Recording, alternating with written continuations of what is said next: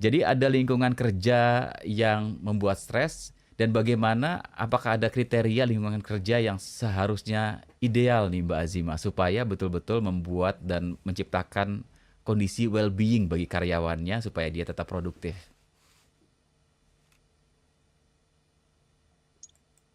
Baik Mbak, Hmm. baik Mas, maaf. Jadi salah satu yang Zima baca juga itu sebanyak 70% gitu ya, katanya menjadi tidak termotivasi untuk kerja karena kayaknya merasa salah di lingkungan kerja gitu. Maksudnya salah pemilihan pekerjaan. Jadi Mhm.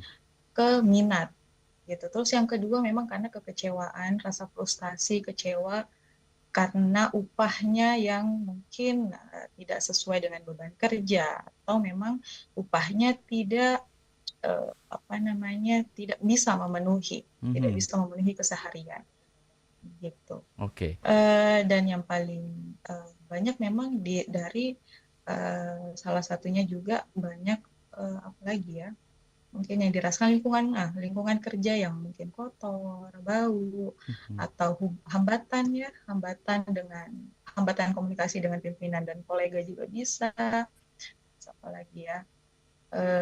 Nah, kayak kemarin mungkin Mas saya eh, merasakan nih, kita sharing-sharing. Mhm.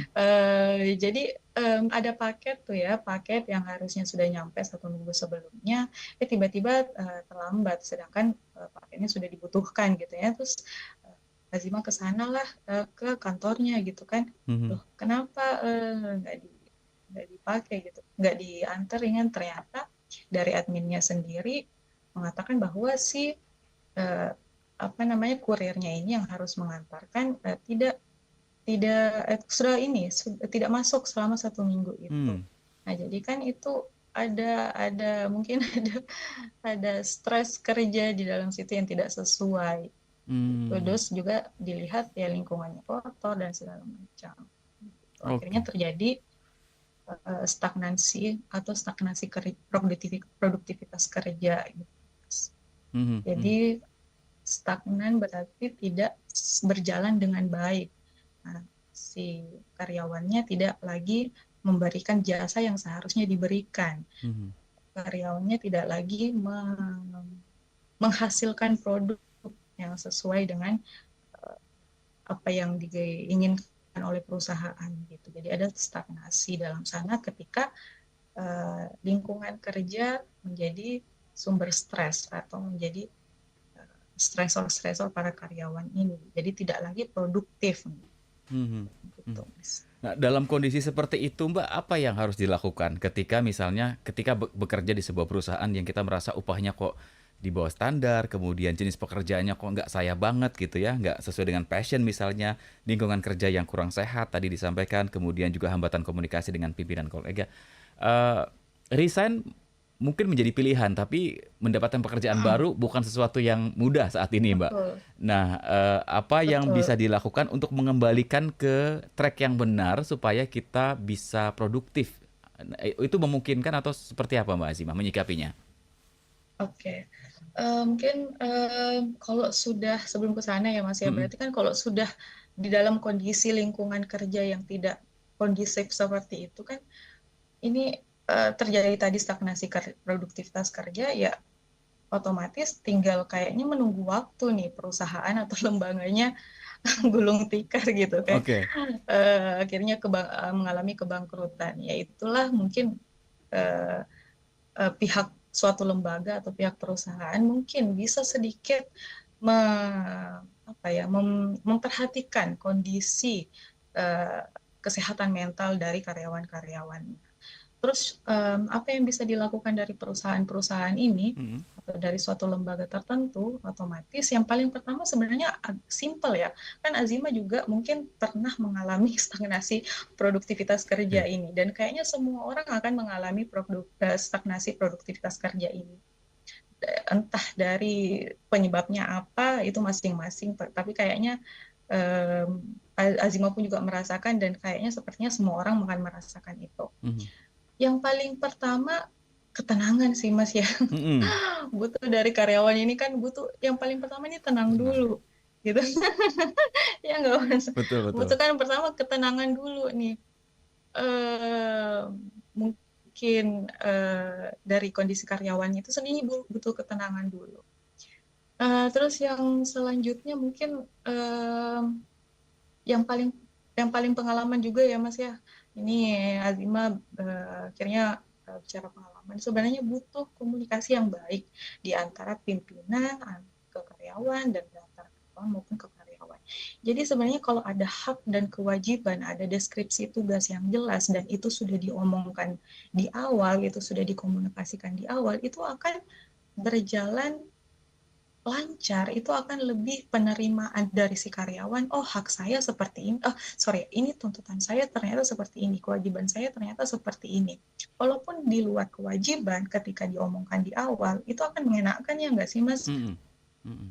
Mm-mm. Ya kan, itu akan lebih legowo menerima Betul. daripada tiba-tiba apa yang diomong di awal nggak sesuai sama yang terjadi. Jadinya kan kita juga eh, tidak ekspektasi, tidak membiasakan, tidak menanggulangi apa yang terjadi Mhm. ketika tidak ada omongan itu tadi. Mhm. Jadi itu sih Mas kiat-kiatnya. Jadi kalau Harus tenang dulu berarti Mbak Azimah ya. Silakan. Setiap orang mungkin punya cara. ya kebutuhan karyawan, melihat kebutuhan karyawan. Iya. Semua orang punya cara yang berbeda-beda untuk mencari ketenangan tersebut ya. Betul. Ya, silakan cari ketenangan itu ya dengan caranya masing-masing. Kemudian sebetulnya komunikasi yang baik antara pimpinan tentang job description, kemudian kerjaan yang harus dilakukan gitu ya. Cuman kadang-kadang ini Mbak, apa namanya, ada satu masa di mana eh, pekerjaan atau perusahaan menuntut karyawannya melakukan pekerjaan yang ekstra sebagai tuntutan loyalitas gitu ya. Jadi di luar job desk yang sudah ada itu ya diminta misalnya lembur sedikit ya tidak ada bayaran misalnya.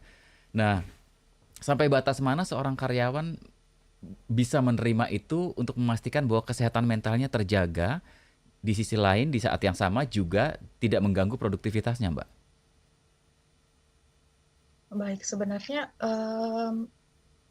karena itu tadi yang kita bilang, kita bahas ya Mas di awal, Mhm. kan mau keluar juga mungkin bisa keluar, tapi tidak semudah itu buat mencari pekerjaan. Jadi masing-masing manusia, karyawan, manusia normal itu akan memahami juga nih kondisinya tertentu. Jadi nggak semudah itu buat eh, mencari pekerjaan lain, walaupun di dalam pekerjaannya saat itu kayaknya beban beban kerjanya tinggi gitu, Mhm. Mhm. beban kerjanya tinggi. Jadi akan alangkah karyawan ini juga akan apa namanya dengan senang hati gitu untuk mengerjakan, walaupun ini mentalnya ini dipotong-potong terus ini, kayaknya Mmm. didesak-desak terus ini, Heeh. gitu kan. Mungkin untuk untuk me, untuk menanganinya itu lagi sih, kembali lagi ke keseimbangan. Jadi keseimbangan antara pekerjaan dan kehidupan pribadi. Mhm. Walaupun ada masalah pribadi di karyawannya, terus mengakibatkan produktivitas kerja berkurang, mungkin alangkah baiknya juga pihak perusahaan ataupun pihak pimpinan gitu membantu gitu ya mengatasi masalah-masalah yang alami karyawan, termasuk untuk juga menunjang kesehatan mental karyawan tetap stabil, kemudian tetap bekerja walaupun ada masalah pribadi. Oke. Jadi yang peka sebetulnya bukan hanya karyawan tapi juga perusahaan ya untuk melihat, memetakan kira-kira ada masalah nggak nih ya karyawan tersebut Betul, pribadinya betul, betul. sehingga eh, ya demi menjaga produktivitas ya ketika ada masalah bisa dimitigasi supaya Mm-mm. tidak bertambah berat dan bisa dibantu diselesaikan jika memang perusahaan punya Ya, kewenangan untuk intervensi.